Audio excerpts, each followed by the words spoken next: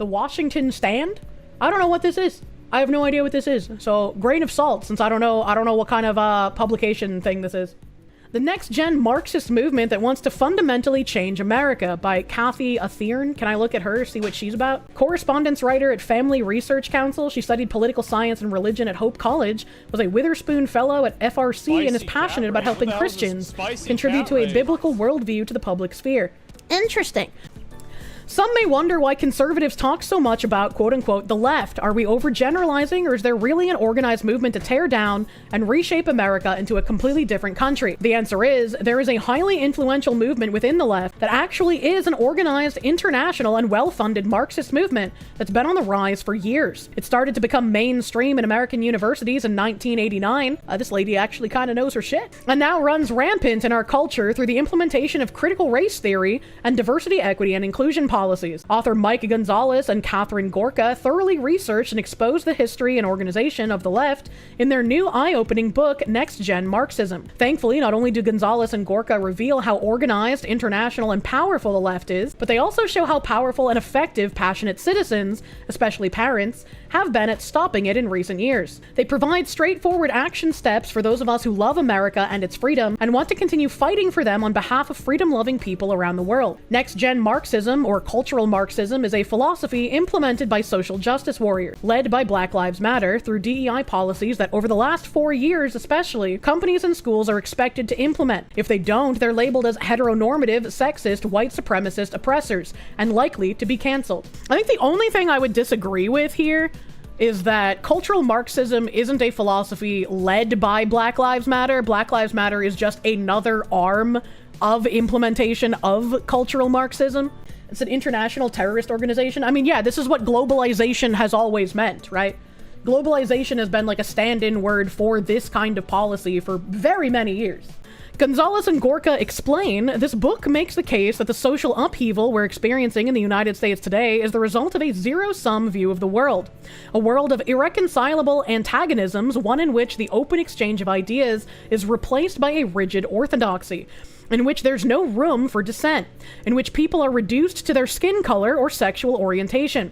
It is a worldview that sees the United States as fundamentally flawed, and for which the sole antidote is its destruction and rebuilding. The Black Lives Matter leaders who shared this view well before they founded Black Lives Matter made use of George Floyd's tragedy to try and deliver a knockout blow against the U.S. constitutional order in 2020, and were able to convince the managers and leaders of all our top institutions to buy into the idea that the United States is systematically racist and oppressive, and thus in need of total transformation. It is this phenomenon that accounts for what has happened to American society. This is actually what I've been talking about every time we read one of these articles about DEI policies and how they're necessary, or how companies were doing the right thing and doing the work in the wake of 2020. Every single one of those articles always mentions George Floyd, because they were trying to idolize him and canonize him as a saint with which to use against companies and average people to say, hey, this is why we need Marxism. They're using him as a martyr that doesn't even make sense, because it wasn't as if it was a completely innocent, cherubic individual that was murdered in cold blood. It's all part of the WEF agenda, make weak-minded people violent and then make them stupid. Exactly so. In the Heritage Foundation's online forum, Next Gen Marxism, What It Is and How to Combat It, Gonzalez and Gorka discuss how they discovered that in 1989, when the Berlin Wall came down, and many thought that Marxism and communism were dying, in reality, Marxism became mainstream in American universities, humanities, and law departments. CRT was created, and Eric Mann formed his Marxist Labor Community Strategy Center in Los Angeles. Several years later, Mann recruited Patrisse Cullors, a co-founder of Black Lives Matter. And I've played the video of Patrisse Cullors calling herself an avowed Marxist on stream multiple times. Like, it is not even an arguable thing that Black Lives Matter is a Marxist organization. Their founders have said themselves that they are Marxist individuals, that they are agents of Marxism wanting to usher in cultural change. And I also think that it probably became noticeable, right? They say Gonzalez and Gorka discuss how they discovered in 1989. We had already been institutionally captured by the time 1989 rolled around. Like, it had already had irreversible change by the way feminism went in the 70s, by the law changes in the 80s following Gloria Steinem. Today, the oppressors are the privileged, white people, Americans, Israelis, Christians, Jews, heterosexuals, and males, according to next-gen Marxists. The oppressed is everyone else, those in the minority based on race, ethnicity, sexual orientation, and those who were once colonized. They claim that Americans cannot work together to solve the supposed fundamental systemic problems in their country, so they have to fight. They want to bring down the oppressors because they are the victimizers. Marxists believe that humankind can be perfected and that utopia can be attained here on Earth. That sounds like literally the horseshoe opposite of the Ubermensch, man. Whereas Christians knew that humans have been sinful since the fall and only will experience paradise in the new heaven and new earth. In order for Marxists to attain utopia, they believe they must tear down norms and tradition, the trinity of the most monstrous evils: private property, religion, and marriage. Gonzalez and Gorka write, one can draw a straight line from the anti-family, anti-morality position of Robert Owen and other utopians and socialists of the 1800s to Black Lives Matter in 2020, which posited on its website and subsequently removed following heavy criticism the goal of destroying the nuclear family. I'm pretty sure they had this on their website before 2020, because I remember reading their website sometime around like 2016 to 2018 thereabouts, and them having this on there, and then they had like a list of demands as well that were inherently Marxist demands. It was like, how does anybody support this shit, man?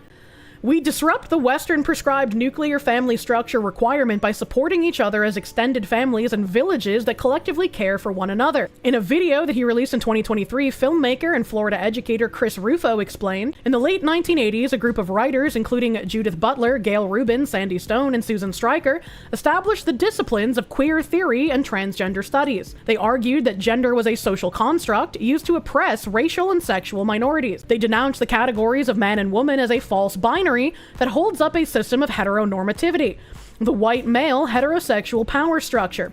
These writers made the case that these systems must be ruthlessly deconstructed and turned to dust, and the most visceral, dramatic way to achieve this is transgenderism. If a man can become a woman, and if a woman can become a man, they believed the entire structure of creation could be toppled. See, I actually didn't know this. This is new information to me.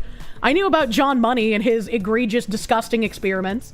I was unaware of this weird group of people establishing disciplines of queer theory, and also saying that transgenderism is an important fork with which to usher in Marxism to destroy the heteronormativity patriarchy. That's completely new to me, but also very interesting. I kind of want to read the book that they put out.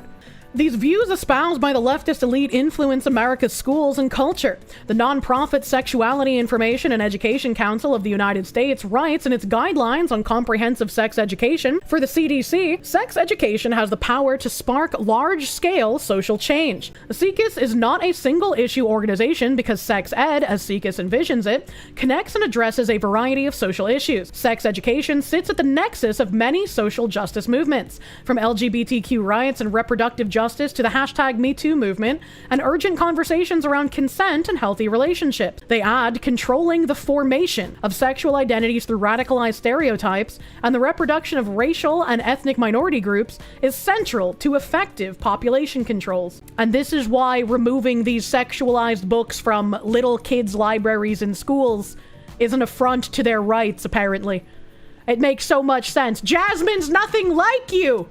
She's black! Over the last 10 years, the Marxist left has been successful at influencing schools, businesses, and the entertainment industry by making catchphrases such as racial reckoning, marginalized groups, and heteronormative as a part of America's everyday vocabulary. The New York Times columnist Brett Stevens described this as the Great American Cultural Revolution of the 2010s, in which traditional practices and beliefs regarding same-sex marriage, sex-segregated bathrooms, personal pronouns, meritocratic ideals, race-blind rules, reverence for patriotic symbols, the rules of romance, the presumption of innocence, and the distinction between equality of opportunity and outcome became more and more not just passé, but taboo. FRC's senior fellow for education studies, Meg Kilgannon, told the Washington Stand, when the vast majority of universities in America, including Christian and Catholic universities, have adopted ideas and concepts of Marxism that are antithetical to Judeo-Christian Western civilization, the teachers, doctors, lawyers, bankers they produce will have been influenced by or will have accepted revolutionary ideas. This will make it very difficult for us to build and maintain organizations and institutions that are not vulnerable to take over. But that is exactly why we must must fight to protect what we build and reclaim what has been stolen. The future depends on our devotion to God and his people. Well, I'm not exactly a religious person, but I do see that essentially the Marxist cult has replaced any kind of religion with Marxism as the religion. 10 tactics for patriots. Gonzalez and Gorka are encouraged by the success that motivated Americans, including the impact that Family Research Council, Parents Defending Education, and Moms for Liberty have had at fighting back against next-gen Marxists. The Marxist ideas must be exposed for the lies they are. Their utopia is nothing more than a formula for tyranny and suffering. They offer 10 tactics for patriots. Expose, network, follow the money, live within the truth, vote with your wallet, engage, show up, play the long game, focus internationally, nationally, and locally, as well as reclaim the culture. And it's like, it sounds like so much work, and it is, and it will be. And I'm sure many people don't want to bother with this shit, but like, nothing's gonna get better if you don't. If we believe that all humans are created in the image of God, we should fight Marxism. I feel like everyone, regardless of believing in God, has a duty to fight Marxism, man. So I guess this is just talking about how you should be against Marxism if you're created in the image of God, which I'm not too interested in that. I am a-religious, but and to bring this all the way back to the beginning of when we were talking about this, we were talking about the Minneapolis City Council. Here's something from 2021. Socialism comes to the Minneapolis City Council. 3 young Democratic Socialists secured seats across the city, are eager to pass progressive policies to benefit the city's working class. 26-year-old Jason Chavez was born and raised in the East Phillips neighborhood of South Minneapolis. His family, like many others in Ward 9, struggled with housing and lost their home amid the 2008 housing crisis. Now Chavez will represent that same part of town as one of 3 candidates selected to the Minneapolis City Council last week who were endorsed by the local chapter of the Democratic Socialists of America, an organization that's championed national politicians like U.S. Rep. Alexandria Ocasio-Cortez. Chavez sees the new DSA bloc as a way to shift the power balance on the council, which he says has too often served the interest of the wealthy, instead of helping Minneapolis residents meet their basic needs. People are tired of doing the same thing over and over again, Chavez said. This new wave in Minneapolis that just hit with the 3 of us is something that's going to return power back to regular people. And you see, I'd be interested in how 3 socialists all got elected to the same thing at the same time. We've seen how much election fraud has happened in like Dearborn and Hamtramck, so I'm wondering if there might be any of that going on here. In order to make progress toward their goals, the newly elected council socialists must work alongside a mayor whose approach and ideology they disagree with. They'll also have to navigate a new system that took executive power from the council and allocated it to the mayor. On the east side of Minneapolis in Ward 2, community organizer Robin Wonsley Warlabaugh won her race by just 19 votes, unseating longtime Green Party council member Cam Gordon.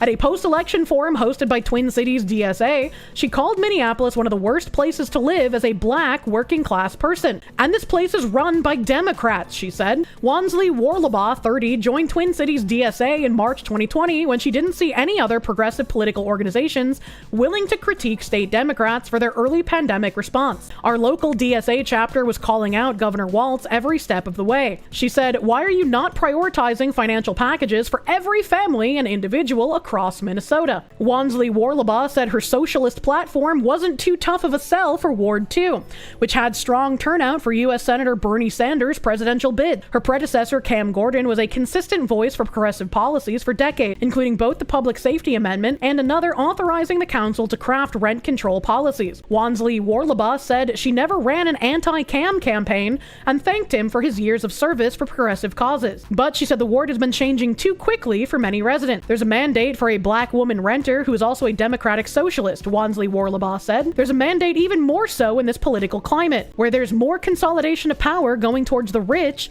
corporations, big business for a movement leader in City Hall. Labor organizer and first-generation immigrant Aisha Chugtai won Ward 10 in an open seat 7-way race.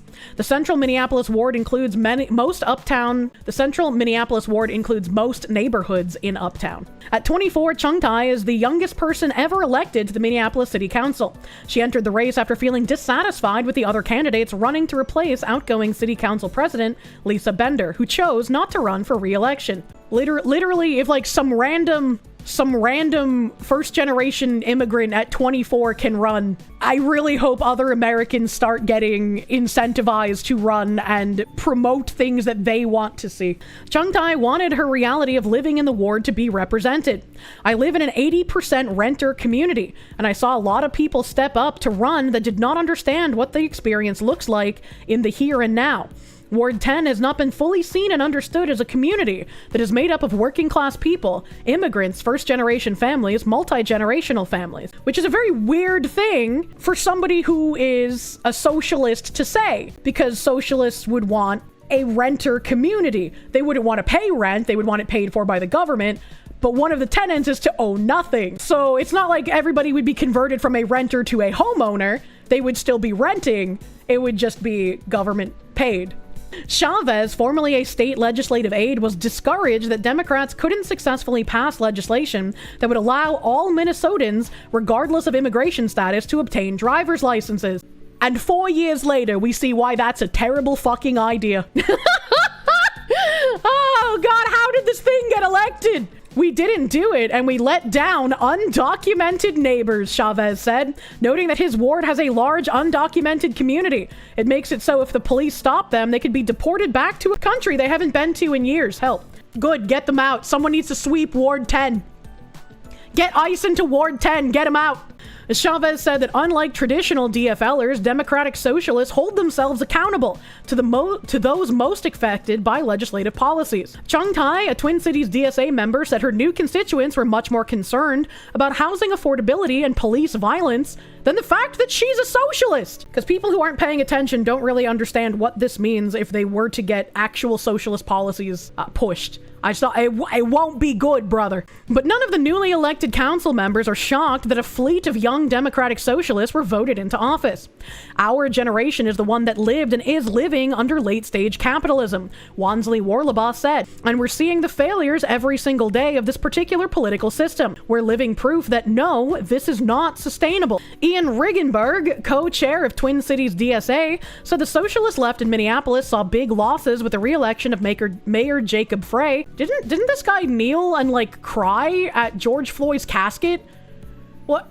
How is he not just like working in lockstep with these people? How is he any different? And the failure of the public safety ballot amendment. He's excited by the prospect of 3 socialists on the council of the largest city in the state, but sees it as just the start. We feel really optimistic and heartened by what will be a progressive and socialist minority on the council, but we have a lot of work ahead of us, Riggenberg said. Our goal isn't just to be critical of power, but to build power for working people. So we need to do more. Beyond endorsed candidates winning races, Twin Cities DSA has seen explosive growth in local engagement and its member base since Senator Bernie Sanders' 2016 campaign and former President Donald Trump's election. The national organization went from under 10,000 to over 90,000 members. Locally, Twin Cities DSA grew from under 100 to more than 1,500 members. Bhaskar Sankara, a founding editor of the socialist magazine Jacobin and former vice chair of the Democratic Socialists of America, also sees the rise of Sanders as an inspiration for the new Democratic Socialists running for office. I don't think it's a rising tide that's slowly going to build until one half of America is run by socialists, Sankara said. I think it's more like spaces being carved out within and outside of the Democratic Party for a certain wing of progressives to embrace the label Democratic Socialist. Sankara expects the issue of public safety to present a particular challenge for socialist officials in Minneapolis. He points to tension and disagreement around the role of police in keeping communities safe. Those of us on the left have to both maintain a real criticism of police abuses and the importance of supporting grassroots movements to address that, but also recognize that ordinary people don't want the police abolished. They want better policing, Sankara said. It's been a difficult thing for socialists in many ways. This is literally telling you that once they have a majority of socialists, those police are going fucking bye-bye, brother. They aren't gonna stay there. They aren't gonna care. Didn't the Minneapolis, I can't remember if it was Minneapolis, but wasn't there some, city council that heavily defunded police and then hired private security for themselves? Was that Minneapolis, or was that a different city? Due to redistricting, all Minneapolis city council seats will be up for re-election again in just 2 years. This was in 2021, so this was 2023 when they were up for re-election. That gives the new candidates just a short amount of time to show that they can make a mark in the DFL-dominated city. Chung Tai, Chavez, and Wonsley Warbala plan to align together and move in lockstep as an institution. I like how they use the same exact wording I do. Chung Tai said at the DSM forum, predicting that the Democratic establishment will pit the three of us against each other. They also start at a time following voters' approval of a charter amendment that gives the mayor's office more executive authority, which is considered to be at the expense of the council's power.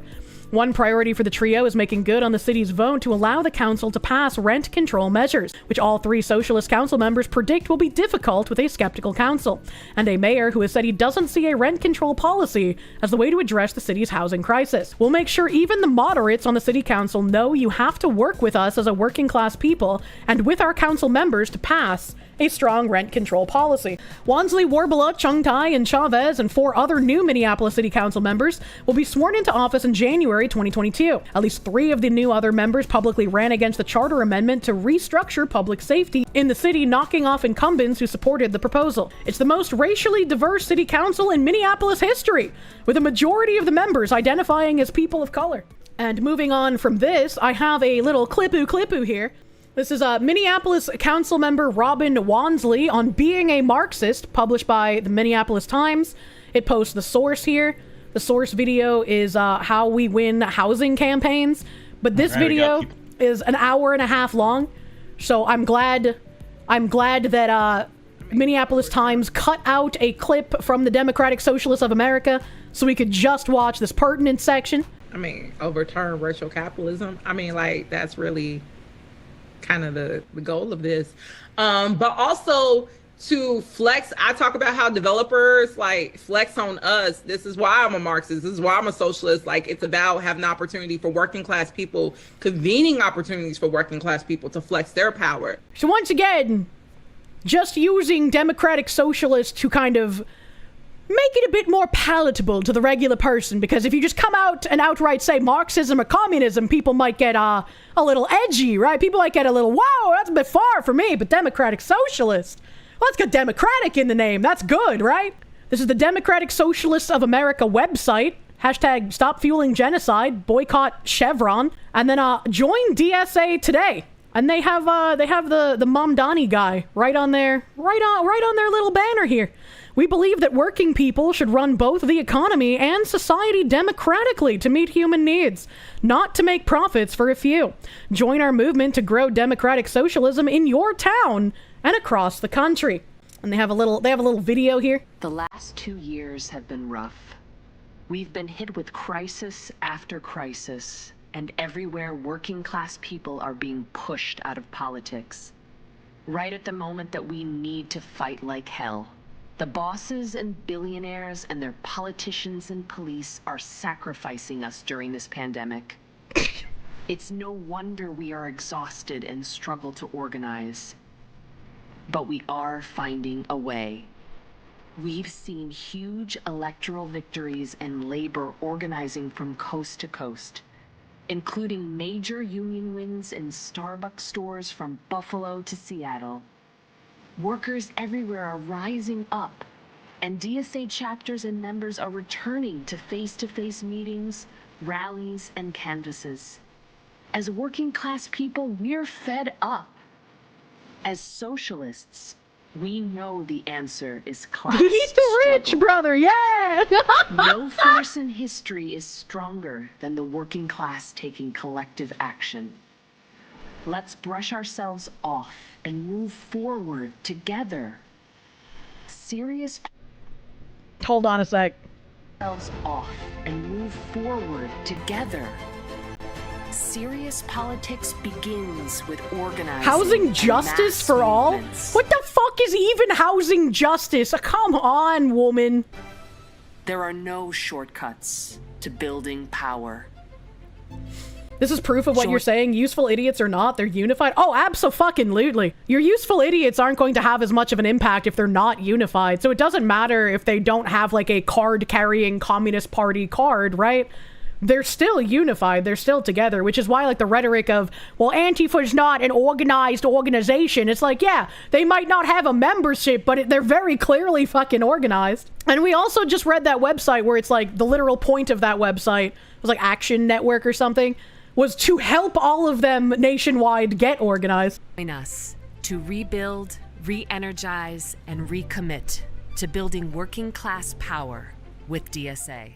The Democratic Socialists of America is the largest socialist organization in the United States with over 80,000 members and chapters in all 50 states. We believe that working people should run both the economy and society democratically to meet human needs, not to make profits for a few. We are a political and activist organization, not a party.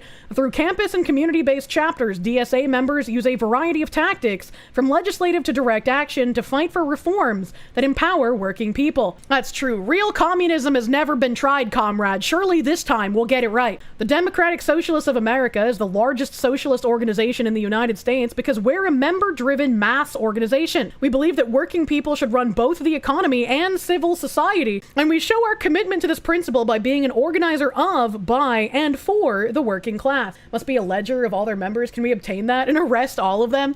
We need to make an exception for democratic socialists in the same way that the Civil Rights Act makes an exception for communists. Campaign priorities here: electoral strategy, strong labor movement, Green New Deal, standing with the president of Brazil. The DSA affirms the freedom to organize. A global Samud flotilla does not sail alone. 5 interim policies to bridge the healthcare gap. What the hell? Religious socialism? On the street fighting for housing justice? What? Why do they have fucking Atlantis here? Atlantis and redemptive technology? Fucking excuse you me? What the fuck? From a political economy to a moral economy? Holiness to the Lord, Zion's cooperative mercantile institution? What? Why the left needs religious socialism. Okay, please, I'm gonna come back to this one, I think, because I want to know what the fuck religious socialism is. Toward a convivial future, robots as our friends, inner freedom, liberating black women's bodies. I remember reading an article about black female bodies years ago and being like, that is really gross language to me, to refer to like adult female black women as like bodies. And it was about like some birth care, and I can't remember exactly what it was, but I was like, that's really gross. Please do not refer to black women as black women's bodies, bro. That's so weird. Bloom where you are planted, uncovering your path. A place for us? What role for religious socialists? What the fuck? The mighty mindfulness juggernaut, therapeutic adjunct to neoliberalism? Well, everything's on fire, so I mean, that seems about right to me, about how much socialism works.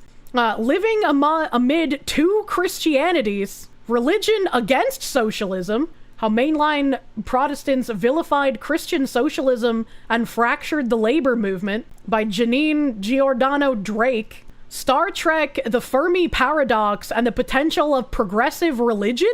Hiding in plain sight, faith in abstract art, Russian character spotted. Remembering Black History Month before it's too late? What? Grief and gratitude, a holy reckoning at the place where the stones are gathered. Linking, thinking, processing, praying, with a picture of Donald Trump. Is this like an AI website? What is happening? Alan Moore and Steve Moore's bumper book, Magic for the Masses? The Moon and Serpent bumper book of magic? What the bitty baby buggy bumper? What the fuck? Gustavo Gutierrez, OP, June 8th, 1928 to October 22nd, 2024, recalling the legacy of liberation theology. That doesn't look like Jesus. That looks like an intense mockery of Jesus that would not stand if this was Muhammad instead. Indigenous Peoples Day, remembering the story, working towards reparations. Roxanne Dunbar Ortiz's Indigenous Peoples History of the United States, a graphic interpretation. Is that a Muppet, bro? I don't know. Let's go back here. It was the fourth one, I think. Yeah, why the left needs religious socialism. Religious socialism. Genevieve Marcy is the one who wrote this. I don't know if that's a real person or not. August 20th, 2025. One reaction. Doesn't show me the reaction. The US left doesn't know what to do with God. 25% of the country skips meals to pay bills, while too many leftists debate whether prayer is counter-revolutionary. The right, meanwhile, transforms Jesus into a hedge fund manager who despises food stamps. I don't think anyone really despises food stamps. I just think there's a lot of people who have a realistic view of what happens with food stamps. You have people that fall on hard times and they need welfare assistance and they need food stamps. And then you have people like my mother who abuse the system and get way too much money in food stamps because they're fucking filthy liars. And they don't even take care of their kids, but they get food stamps for their kids, right? Like, there are people who take advantage of the system, and those people should somehow be rooted out and kicked off of the system. But another tradition existed once: religious organizations and leaders that read sacred text as immediate political demands rather than afterlife consolation. 62% of U.S. residents under 30 now hold favorable views of socialism, according to a 2025 Cato/YouGov survey, the highest level ever recorded. I wonder if this is the kind of thing that like Bridge pulls their polling from when they're saying that like Gen Z is the most progressive and caring about diversity generation yet.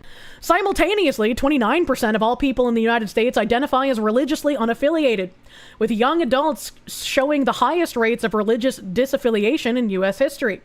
These are the famous nones, as in none of the above.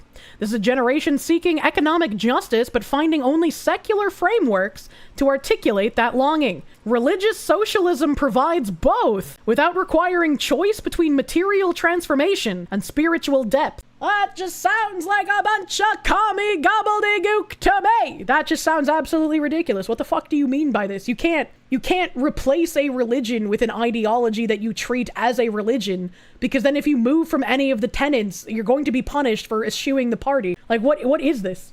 Writing from exile in Oxford, Polish communist Leszek Kolakowski argued that impossible goals must be articulated precisely because they remain impossible. Revolutionary movements require what he called mental counterparts to material struggle. Not mystification, but the symbolic architecture that sustains hope through inevitable defeats. It's really grimy to be like, you have to argue for impossible goals because then when you meet little goals on the road to impossibility, it will encourage and inspire hope in people who think that that utopia is actually possible when it even isn't. Karl Marx knew this, which makes his famous opium observation more complex than internet atheists assume. Everyone quotes Opium of the People without finishing Marx's sentence. Religion is the sigh of the oppressed culture, the heart of a heartless world, and the soul of soulless conditions. In 1844, opium meant medicine, although its addictive qualities were recognized. Marx diagnosed religion as both a symptom of suffering and a response to it. The problem wasn't that people reached for transcendent meaning, but that capitalism forced them to seek it outside of material life. When Marx condemns capital, he channels the prophet Amos, raging against those who sell the righteous for silver and the needy for a pair of sandals. For over a century in the West, religious socialism meant almost exclusively Christian socialism, from the Anglican Christian socialists of Victorian England to the social gospel movement in the United States, with important but smaller contributions from Jewish socialist traditions such as the Bund. This historical narrowness makes today's multi-faith socialist organizing particularly significant, suggesting not just tactical coalition, but deeper recognition that capitalism's contradictions resonate across spiritual traditions. So this literally is just replace religion with a fucking socialism. AI will not save us. What the fuck? Contemporary leftists in the United States abandoned religious language. The right monopolizes it. Too many socialists dismiss spiritual needs as false consciousness, driving people with genuine spiritual hungers toward reactionary alternatives. The rise of conspirituality, the toxic merger of wellness culture, New Age spirituality, and right-wing conspiracy theories, demonstrates what happens when the left abandons the terrain of spiritual meaning. QAnon recruited yoga teachers. What?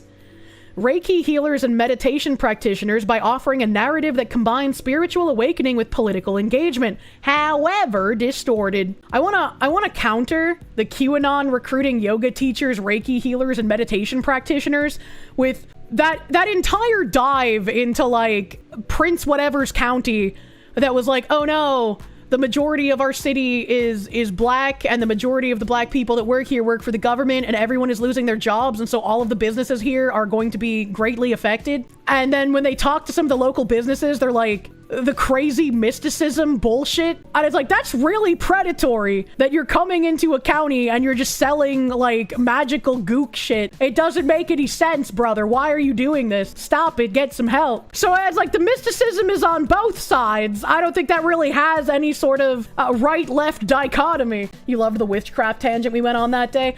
It blew my mind to learn that there were people talking about like witches being a big proponent of winning World War II because the witches were summoning like Norse gods to fight against Hitler's spiritual machination summonings. It's like, what in the Final Fantasy am I fucking reading?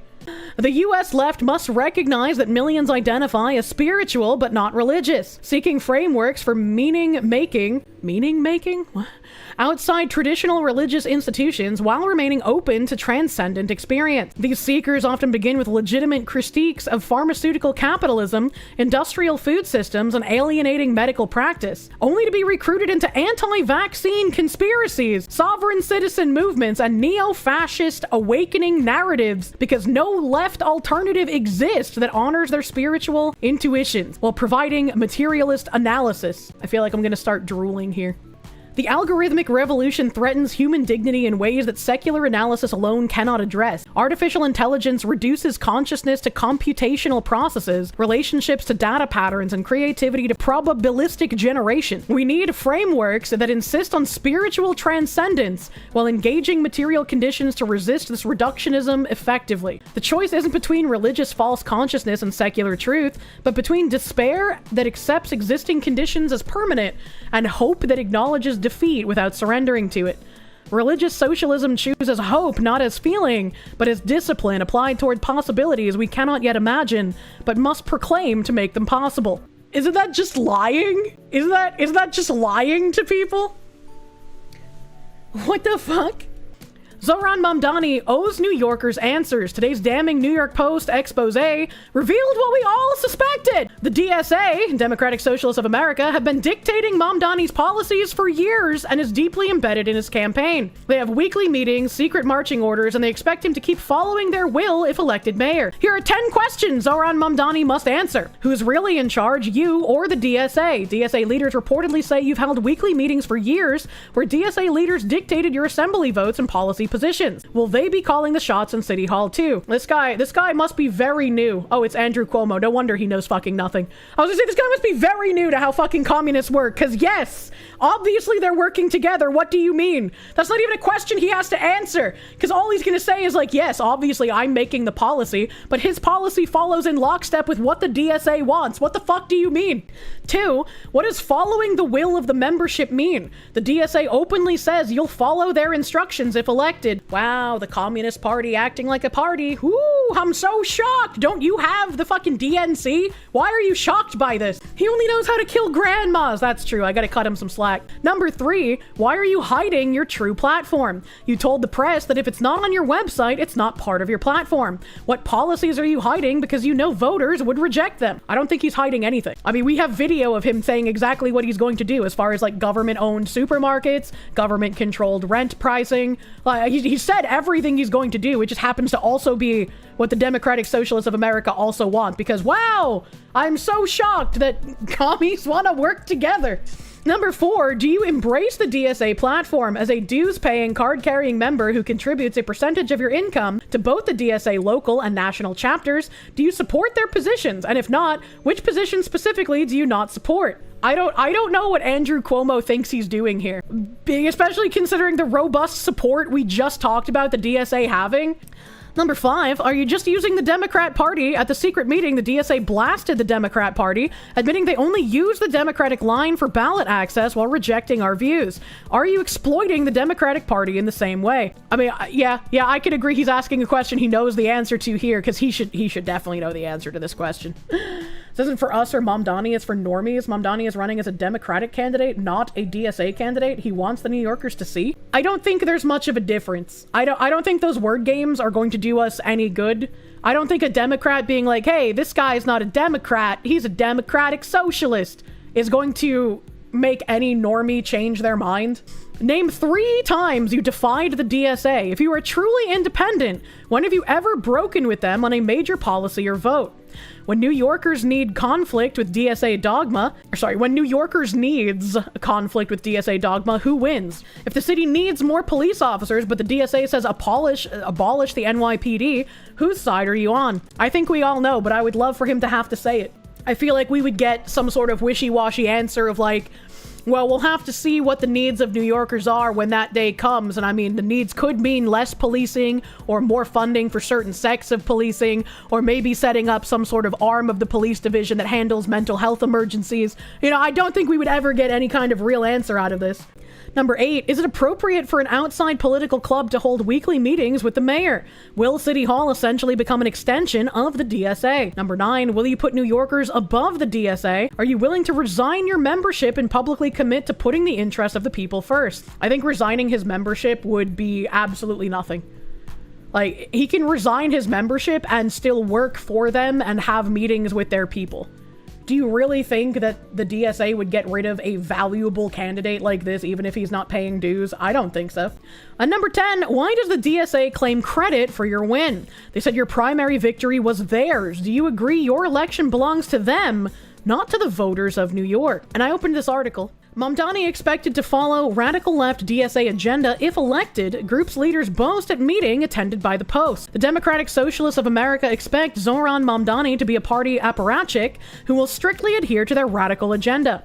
Power-hungry members of its NYC chapter declared at a meeting attended by the Post this week. The standing room only event, NYC DSA 101, at the chapter's tiny outpost on the Lower East Side, offered a rare glimpse of NYC DSA's tight grip on its candidate, with the leaders boasting of a symbiotic relationship that continues long after election night. Our endorsed candidates are expected to follow the will of the membership, said Darren Goldner, a chapter leader who hosted the session. We work very closely with Zohran, he said. A lot of Zohran's staff are DSA members and leaders. DSA's army of volunteers were crucial to Mamdani's meteoric rise, from dark horse mayoral candidate to landslide Democratic nominee. And the pivotal support means DSA will guide his policy decisions if he's elected, leaders indicated. Zohran running for mayor would not have happened without the DSA, said Goldner. He planned and built his run as a DSA campaign, and he was not going to run without the DSA. We weren't even planning to run someone for mayor, he added, answering a question whether it was Mamdani who came to the DSA seeking an endorsement or the other way around. One leader at the meeting trumpeted the endorsement as one of the most important moves in a modern American history.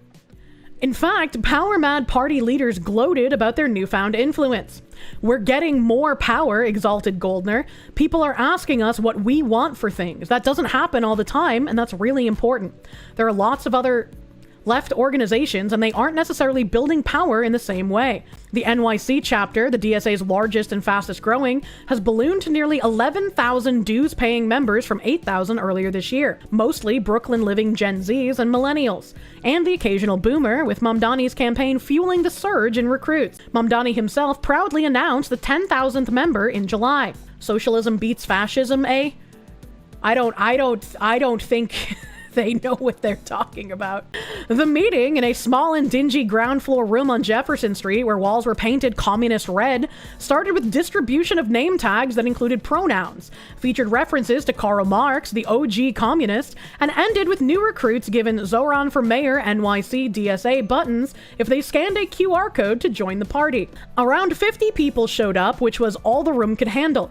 The 101 meetings are held several times a month, and leaders noted how they've outgrown the space and are looking for a new HQ. It was revealed at the gathering that Mamdani will be expected to meet weekly with party elders if he's elected.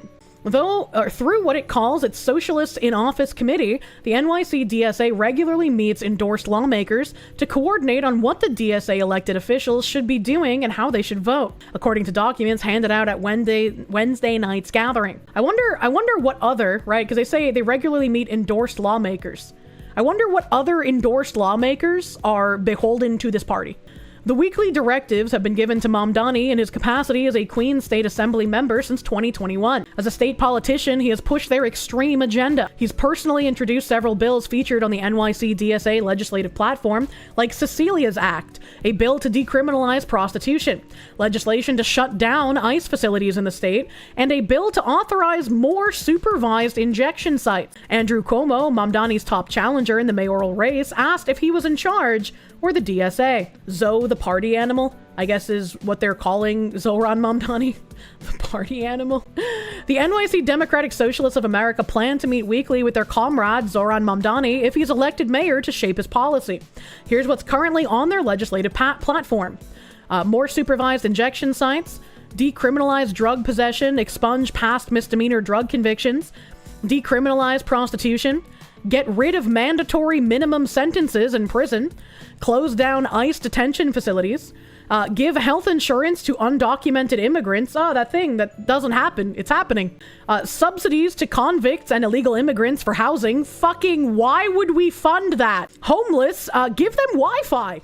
According to DSA leaders, for years they have told him how to vote, written his platform, and now they openly brag that if he's elected mayor, he'll follow their orders, said Cuomo, who's running as an independent after losing the June Democratic primary to Mamdani. That is not a democracy, that is a shadow government, he blasted.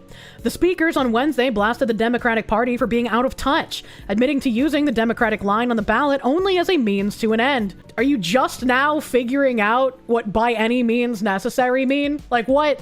Come on, bro. The only way to get a socialist elected. Well, yeah, obviously. Like, what? This isn't new news. What do you mean? Bernie Sanders ran as a Democratic Socialist on the Democratic ticket. What the fuck are you talking about? Holy shit, I'm taking crazy pills, man.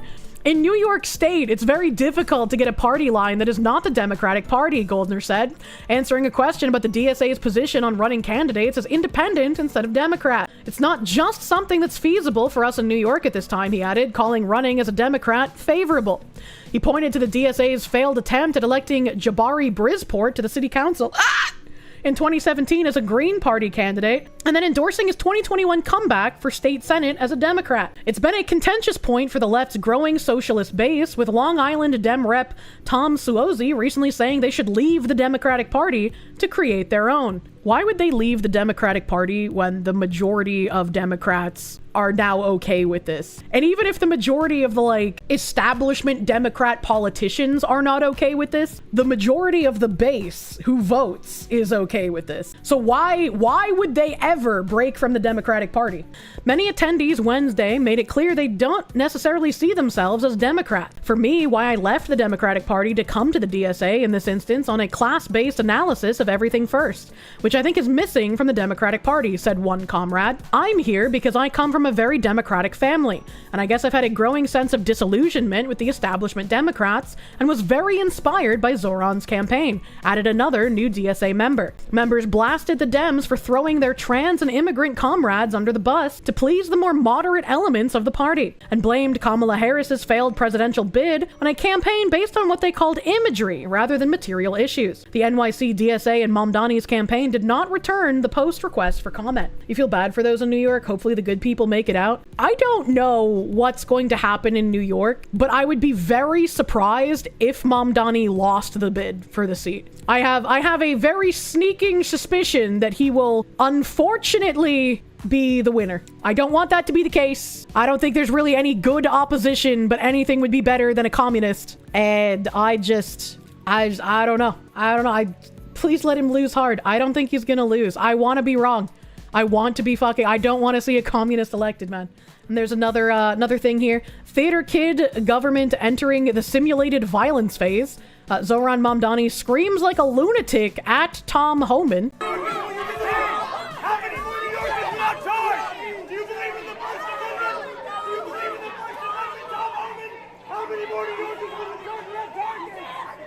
He wants to keep the illegals in the city. Imagine. Endorsement Twin Cities Slate September 5th, 2025. The Democratic Socialists of America endorses Twin Cities slate for Minneapolis City Council and Minneapolis Park and Recreation Board. DSA is proud to endorse the following candidates running with the Twin Cities DSA support. Democratic Socialists of America endorses Robin Wonsley, Minneapolis City Council Ward 2. Robin Wonsley is running for her third term, 3 terms for a Marxist, on Minneapolis City Council representing Ward 2. She's running as an independent socialist and has been a tireless advocate for rent control, public housing, and police accountability. Robin has a thorough list of campaign priorities, which also references the work she has already done on council, encompassing an impressive legislative record. The priorities cover a wide range of issues impacting workers and students, including a traffic calming program. The fuck is traffic calming? Housing programs, and working to secure tuition-free college at a state level. Let's see what her campaign priorities are here. Priorities. Since assuming office in 2022, I've earned a reputation for collaborating with my fellow council members, city officials, and community members to win changes that benefit working-class Minneapolis residents. I'm proud of what we've accomplished, including a 5-fold increase in city funding for public housing to $5 million per year, halting the demolition of the Roof Depot building and creating a path to develop it as a community hub and urban farm, supported the continued success of the city's Behavior Crisis Response Team, a service outside of MPD for handling mental health emergencies, by extending the contact and increasing funding. Leading council to unanimously recommend adding 5 sidewalk plowing pilot programs to the 2024 budget. You know, that's really interesting that there needs to be a sidewalk plowing pilot program, because where I lived and grew up, in a high trust area with my grandparents at the very least, this didn't happen where my mom lived. We had sidewalks that were still covered in snow. There's a lesson in there somewhere if you want to think about it. But where my grandparents lived, everyone who owned their house would shovel the sidewalk out in front of it. They would shovel or snow blow their driveways, and they would also get rid of the snow on the sidewalk in front of their property. The towns were small, so they knew everyone there. And sometimes my dad would get a call from the town and be like, hey, we know you have a plow. Would you like to get paid X amount of money to help us with plowing, as we don't have enough city plows to do it? And my dad would typically be like, hell yeah, free money, let's go. It is your responsibility even if the city is supposed to do it. Yeah, right? So, like, I never thought about it as a child, but it's very interesting that where my mom tended to live, nobody would shovel the sidewalks out in front of their houses or multifamily duplex, triplex, whatever the fuck they're called. But where my grandparents and my dad tended to live, everyone who owned a house would just get rid of the snow on their sidewalks. It's been a while since we heard about your dad and plowing. Shut up. Passing a local minimum wage policy for Uber and Lyft drivers that led to one of the strongest statewide policies for drivers' wages and rights. I wonder how that's going. Leading city council in passing one of the country's strongest ceasefire resolutions, calling for an end to Israel's genocide of Palestinians. Okay, yeah, but I don't think Israel or Palestine are going to give a single fuck of what some city council in a state in the United States says. I don't know what the fuck that has to do with anything. Not my stand, not my problem. Reduced the mayor's property tax levy from 8.3% to 6.9%, while making crucial investments in our homelessness response, public safety, housing, and effective city services. My ongoing priorities reflect the issues my Ward 2 constituents tell me matter most to them, and the areas where the city council has power to bring about meaningful change. And then there's a section here about environmental justice, which I'm not going to read because that's just absurd in and of itself. Transportation equity and safe streets for all. I will continue to build a more livable Minneapolis. Oh boy. There's the sidewalk plowing, 1.5 million to neighborhood traffic calming, meaning dozens more neighborhood streets will become safer with new features like speed bumps, bollards, and roundabouts. They have supported funding for transit ambassadors to supply safety in transit corridors, supplying current expansion efforts of $1 bus rides for low-income residents through the city's transit assistant program. Interesting. I wonder who's paying for that. Securing a multi-million-dollar investment into increased street lighting around the city. Co-authored a unanimous resolution supporting the Twin Cities Boulevard proposal for MNDOT's Rethinking I-94 project. Championing a multimodal at-grade transit corridor and investing in communities disproportionately harmed by the highway's construction. The work ahead Expanding funding for a neighborhood traffic safety program and improve the turnabout time. Residents know their streets best and know what needs to be done to improve pedestrian safety in their neighborhoods. Partner with unions and community groups to secure the necessary investment in the workforce needed to increase the frequency of public transit and make transit zero fare for all riders. I think that in some cases you could potentially make public transit zero fare, but it would be a very difficult thing to do. Very, very difficult, and you would need a very small population. Implement a municipal sidewalk plowing program. This is like the 5th time they've mentioned that plowing program, man. Housing for all. As a renter myself, I will continue to fight for a Minneapolis that we can all afford to call home by stopping relentless rent increases and corporate profiteering, and supporting public housing and permanently affordable development. She led a council to allocate $1.2 million for installing fire sprinklers in 5 public housing high-rises that did not have them, improving safety for thousands of residents. Why would they not have fire sprinklers? That just seems silly. But to continue on, because she has a lot of shit: public safety beyond policing, accountability for the police department, strengthening local economy for business and workers' rights. Like, she got a lot of shit here. Expanding local democracy, students and campus communities. Lot of stuff on her page here. And moving over here, Robin for Minneapolis. Robin Wonsley Warlabaugh is running to be Minneapolis's first black socialist city council member. We can win rent control and public safety beyond policing by bringing mass movements into City Hall. Robin's running in Ward 2, but the movement is citywide. And this is posted by Action Network. This is once again on Action Network's website. This was a workshop, Intro to Marxism, Wednesday, June 23rd, 2021, virtual event. Greater Lafayette DSA Socialist Political Education, the basics of Marxist economics, wage labor, and capital. This event is a chance to learn about socialist theory in a friendly environment. No prior knowledge is needed. It's open to everyone. Please don't hesitate to invite your friends and co-workers. Action Network Marxist Reading Group, a Marxist Classics, Book 1, Part 1, The Communist Manifesto, Monday, October 13th, 2025 at 9 p.m. Eastern. The Marxist Reading Group is an opportunity for socialist and socialist curious folks of all stripe to come together and read an important socialist text while developing a historical materialist lens and informing our organizing today. We will be kicking off the classic module with the classic, The Communist Manifesto by Karl Marx and Frederick Engels. With this text, we hope to give members new to socialism a chance to view a fundamental text in the tradition's history, and a space to digest many of the new ideas presented in the text. For this session, we'll be reading the whole text, which runs at about 40 pages. We'll be discussing this section on Monday. This event is handicapped accessible, by the way. They have the Action Network here. The Action Network is an online tool for left-of-center outlets to organize, fundraise, and circulate petitions for left-of-center causes. Action Network was used to organize the left-of-center demonstration Women's March, environmental protest against the Keystone XL pipeline, and the March for Our Lives event supporting gun control. The online platform can be used by any left-of-center organization and features a free and paid version for its services. The Action Network emerged during the Occupy Wall Street protest in 2011. The Action Network, a 501c4 organization, has a 501c3 counterpart known as the Action Network Fund. Founded by former digital director for then U.S. Senator John Kerry, Democrat, Massachusetts, Brian Young in 2012. The Action Network was envisioned to be a digital campaign platform that could be collaborative, flexible, and responsive. The Action Network was born out of the Occupy Wall Street protest and promoted as a family tree for progressive movements. In 2012, Young envisioned a platform with email capabilities, fundraising tools, and be a platform for constituents to contact legislators about important issues related to progressive causes. So Action Network sounds like they can be a funding arm as well as a resource for any kind of information or gathering that Democrats could possibly need their services for. It's interesting that John Kerry had his digital director found this thing. That's pretty interesting. The Action Network works by allowing organizers to set up a national website, recruit volunteers, plan meetings, and to accept donations for an organization's mission.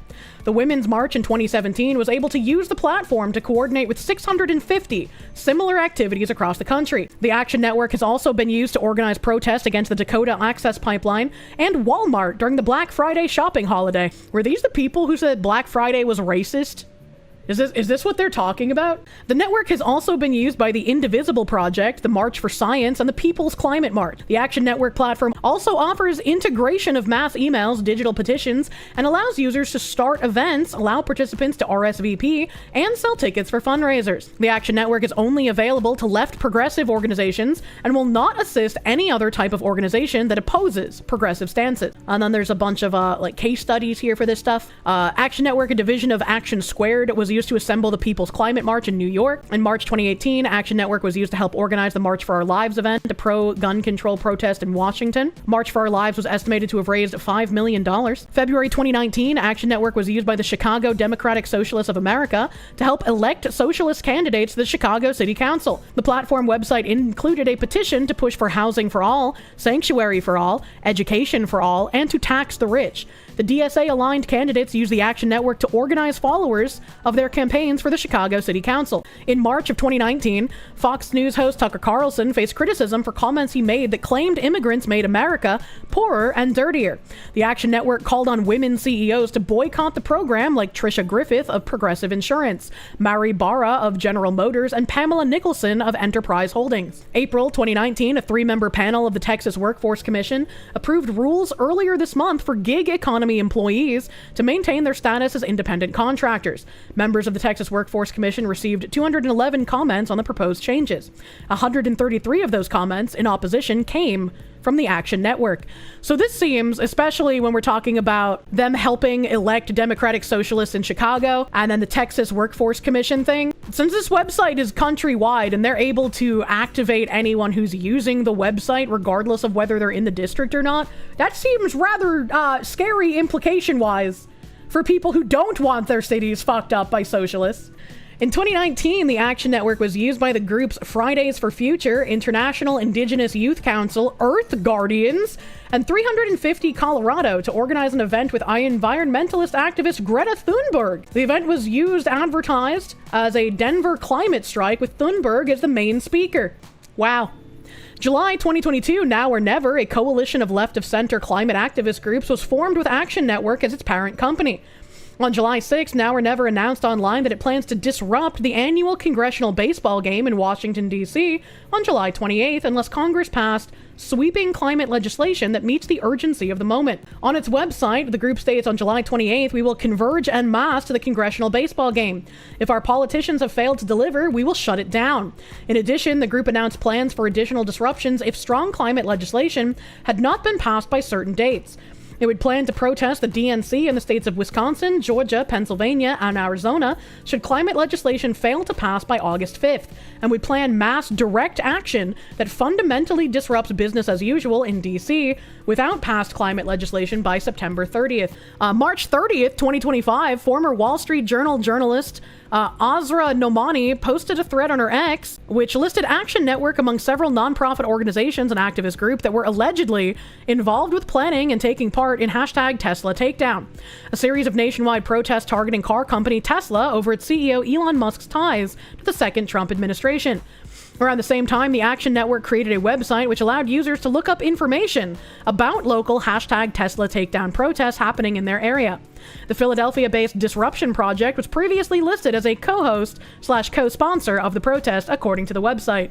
That seems like a really weird thing to openly post on your website, because didn't people want to see repercussions for this?